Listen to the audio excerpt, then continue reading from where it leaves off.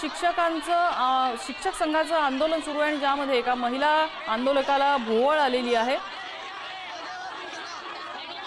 शिक्षक समितीचं आंदोलन सुरू आहे आणि ज्यामध्ये ही भोवळ आलेली आहे एका महिला शिक्षिकेला।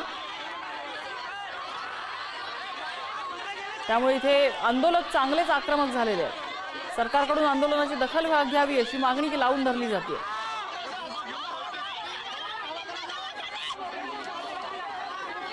जितेंद्र शिंगाडे आमचे प्रतिनिधी अपडेट देत आहेत। जितेंद्र,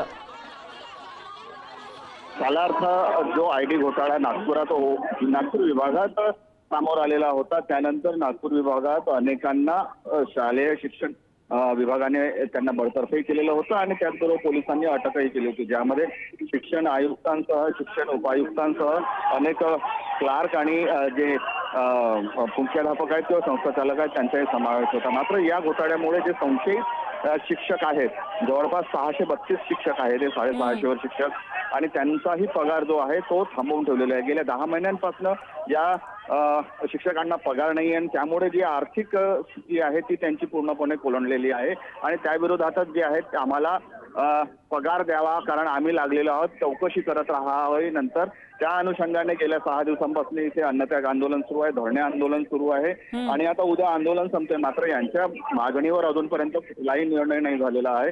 यापूर्वी देखील जे हे आंदोलनकारी शिक्षक आहेत ज्यांचे पगार थांबवून ठेवलेले आहेत त्यांनी अनेक नेत्यांना भेटलेले आहेत, अनेक मंत्र्यांना निवेदनं दिली आहेत, मात्र अजूनपर्यंत त्यांच्या मागणीवर कुठलाही विचार करण्यात आलेला नाही किंवा त्यांच्या मागण्या पूर्ण झालेल्या नाही। गेल्या 6 दिवसांपासून इथे अन्नत्याग आंदोलन सुरू आहे। इथे काही वेळापूर्वी माजी शिक्षक आमदार नागो गाणार हे देखील इथे पोहोचलेले होते, मात्र त्यांनाही जे आहे ते येथील आंदोलकांनी पळवून लावलेलं होतं। आता आंदोलक आक्रमक झालेले आहेत आणि एक जे आंदोलनकर्ते आहेत त्या बेशुद्ध पडलेले आहेत, बेशुद्ध पडल्याचं दिसून येऊन राहिलेलं आहे। आंदोलनकर्त्यांना आता इथून मेडिकल बोलवण्यात येऊन राहिलेलं आहे, मात्र वैद्यकीय सुविधा अजूनपर्यंत इथे पोहोचलेली नाहीये। इथे यशवंत स्टेडियम मध्ये अनेक प्रकारचे धरणे आंदोलन सुरू आहेत आणि त्यापैकी ते धरणे आंदोलन होतं, ज्यामध्ये शालार्थ शिक्षक संघर्ष समिती नागपूरच्या वतीने अन्नत्याग आंदोलन सुरू होतं आणि आज पुन्हा हे आक्रमक आंदोलन झालेलं आहे। अनेक महिला ज्या शिक्षिका आहेत त्या दूरदूरून इथे आलेल्या आहेत, त्याचबरोबर आपल्या लहान लहान मुलांना घेऊन इथे आंदोलनात बसलेले आहेत। एका शिक्षकेची तब्येतही बिघडलेली होती आणि आता जो आक्रोश दिसून येऊन राहिलेला आहे त्या महिला शिक्षकांचा, त्यात आमचा काय गुन्हा, कारण जे संस्था चालक असतील किंवा जे अधिकारी असतील त्यांनी जर घोटाळा केला असेल तर त्यांची शिक्षा आम्हाला का, आम्हाला पगारापासून का वंचित करताय, अशी ही मागणी या आंदोलनकारी शिक्षकांची आहे आणि त्यामुळे इथे गेल्या 6 दिवसांपासून आंदोलन सुरू आहे। आता हिवाळी अधिवेशन जे आहे ते उद्या त्याची सांगता होणार आहे आणि त्यापूर्वी अजूनपर्यंत आमच्या हाती काहीच लागलेलं नाही, अनेकदा निवेदन देऊनही काही झालेलं नाही आणि त्या अनुषंगाने आता हे आक्रमक झालेले आहेत। त्यापैकी एक जी आंदोलनकारी शिक्षिका आहे ती बेशुद्ध झालेली आहे आणि तिच्यासाठी आता अँब्युलन्स बोलावण्यात आलेले, त्याचबरोबर डॉक्टर आणि नर्सेस देखील आलेले आणि लवकरात लवकर त्यांना इस्पितळात दाखल देखील करण्यात येणार आहे उपचारासाठी। मात्र जे मागण्या आहेत त्या मागण्या कधी पूर्ण होणार, ज्या मागणीसाठी हे आंदोलन सुरू आहे त्या कधी पूर्ण होणार, कारण 10 महिन्यापासून शिक्षकांना वेतन नाही आणि वेतन नसल्यामुळे जे आर्थिक घडी आहे किंवा जी पूर्ण कुटुंब चालवण्याची जी जबाबदारी असते ती कशी पार पाडणार, हे आता यांच्या पुढे मोठा प्रश्न आहे।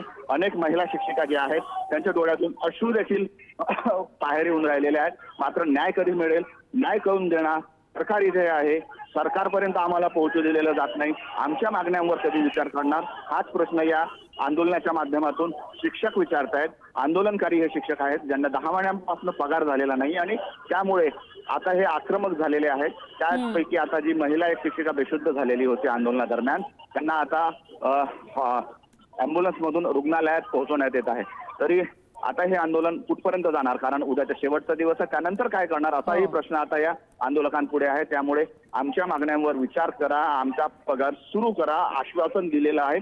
महत्वाचं म्हणजे हे प्रकरण हायकोर्टातही गेलेलं होतं, हायकोर्टाने या शिक्षकांचे पगार देण्याचे आदेश दिले होते, मात्र तसं होऊनही अजूनही या शिक्षकांना पगार देण्यात आलेला नाहीये आणि त्यामुळे हे शिक्षक अधिक आक्रमक झालेले आहेत।